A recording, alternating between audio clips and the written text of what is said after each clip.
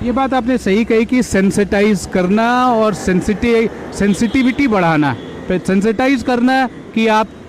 Diabetes क्या है, यदि आपको ऐसे कोई सिम्टम्स हैं तो आप उसका चेक कराएं। और सेंसिटिविटी बढ़ाने का मतलब है कि जब आपको हो गया, because it is a long term illness, because it is a lifestyle illness और इसका बहुत लंबा उपचार है, बेसिकली है कि आपको प्रिवेंशन ज़्यादा है, प्रिकॉशन बहुत ज़्यादा लेनी है, तो आपको बहुत ज़्यादा सेंसिटिव रहना है कि हमें अपने इंसुलिन का जो एक बॉडी बनाती है या आपको एडिशनल आपको चाहिए तो उसकी एक सही अनुपात हम बना के रखें। दो सवाल मैं आपसे ये पूछना चाहूँगा। एक तो ये कि डायबिटीज़ के टेस्ट कैसे हों, कैसे हम, क्या कितना टफ है या कितना आसान है इसका टेस्ट कराना, क्या प्रोसेस है हेल्थ केयर सिस्टम में जिससे कि हमें पता चले कि हमें डायबिटीज़ है, इसके सिम्टम्स क्या हैं उससे पहले ताकि हम पहुँचें अपने टेस्ट क्लिनिक के लिए। और दूसरा, यदि हो जाए तो इसके लिए इंसुलिन के लिए हमें क्या करना चाहिए, कितना,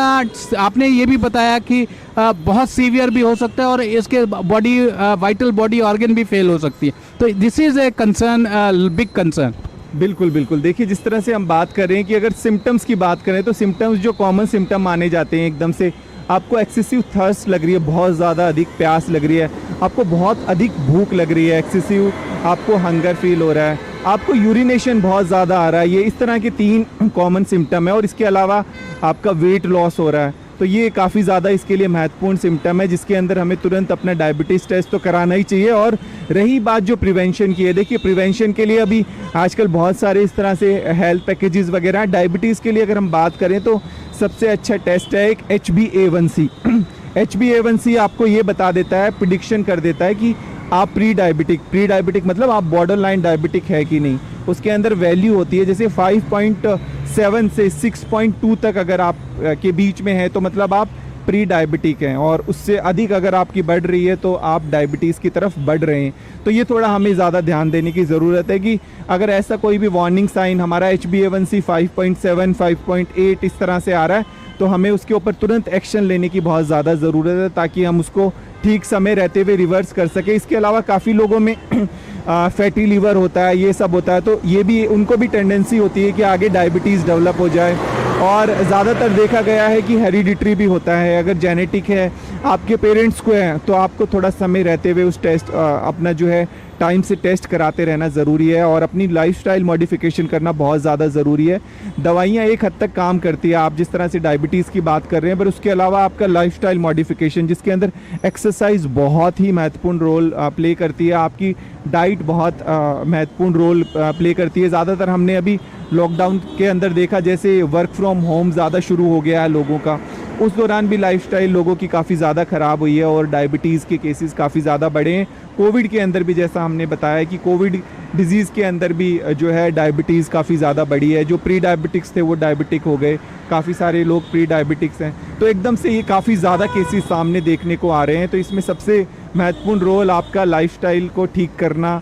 ज़रूरी है और स्ट्रेस इसके अंदर एक बहुत ही महत्वपूर्ण कारण है। बहुत सारी चीज़ें करने के बाद भी, एक्सरसाइज, डाइट, आपका मेडिकेशन, बट अगर आपका स्ट्रेस मैनेजमेंट नहीं है तो वो भी कहीं ना कहीं आपके डायबिटीज़ को बढ़ाने का एक महत्वपूर्ण कारण। डायबिटीज़ वैसे ओवरऑल बॉडी के हर एक ऑर्गन को अफेक्ट करती है, पर जो सबसे ज़्यादा अफेक्ट करती है वो आपकी आइज़ को अफेक्ट करती है, आपकी किडनीज़ को अफेक्ट करती है, इसके अलावा आपको नर्व्स को इफ़ेक्ट करती है। तो ऐसी बहुत सारी चीज़ें हैं, हम देखते हैं पेशेंट्स की, फिर वो कॉम्प्लिकेशन लेकर आते हैं। तो इसलिए अगर डायबिटीज़ डायग्नोस भी हुई है तो आपको उसको कंट्रोल रखना है, आपको उसको रेगुलर मॉनिटर करना है, आपको समय रहते हुए अपनी दवाइयाँ लेनी है, अदरवाइज़ इसके कॉम्प्लिकेशंस काफ़ी ज़्यादा होते हैं। और कोई डायबिटीज़ के साथ अगर कोई और प्रॉब्लम भी, जैसे अगर आपको CAD है, हार्ट की प्रॉब्लम है, तो वो और ज़्यादा उसकी कॉम्प्लिकेशन होने के चांसेस ज़्यादा रहते हैं। तो इस वजह से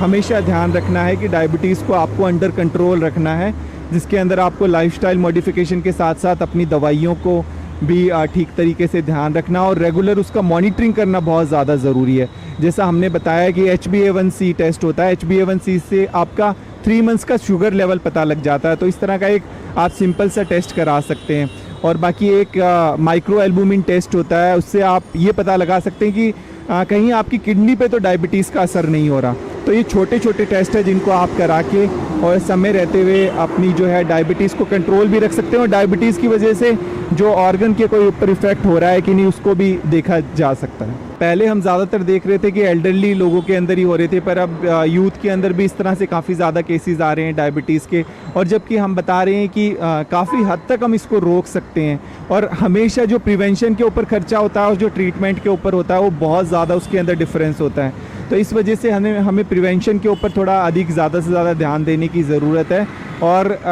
ये आपका, जैसे मैंने आपका बताया, ये एम्फेसिस डाला कि हर एक ऑर्गन के ऊपर इफ़ेक्ट डालता है। जब डायबिटीज़ कंट्रोल अगर नहीं है तो आप ये देखिए कि आपको हार्ट प्रॉब्लम भी होने की पूरी तरह से संभावना रहती है, उसको भी वो बढ़ाता है तो इसलिए जो है हमारा ज़्यादा ध्यान देना चाहिए इसके ऊपर कि हम किस तरह से, अगर डायबिटिक हैं तो उसको पूरी तरह से कंट्रोल करें, मॉनिटर करें, और अगर प्री डायबिटिक हैं तो आप उसको फिर रिवर्स करिए, उसको किस तरह से आप प्री डायबिटिक से उसको रिवर्स करके और आप एक नॉर्मल, और आगे भी उसको फिर रेगुलरली मॉनिटर करते रहना बहुत ज़्यादा ज़रूरी है। हम डाइट अपना ठीक रख रहे हैं और एक्सरसाइज नहीं कर रहे हैं। एक्सरसाइज आपके कार्डियोवैस्कुलर सिस्टम के लिए, सभी चीज़ों के लिए बहुत महत्वपूर्ण है, और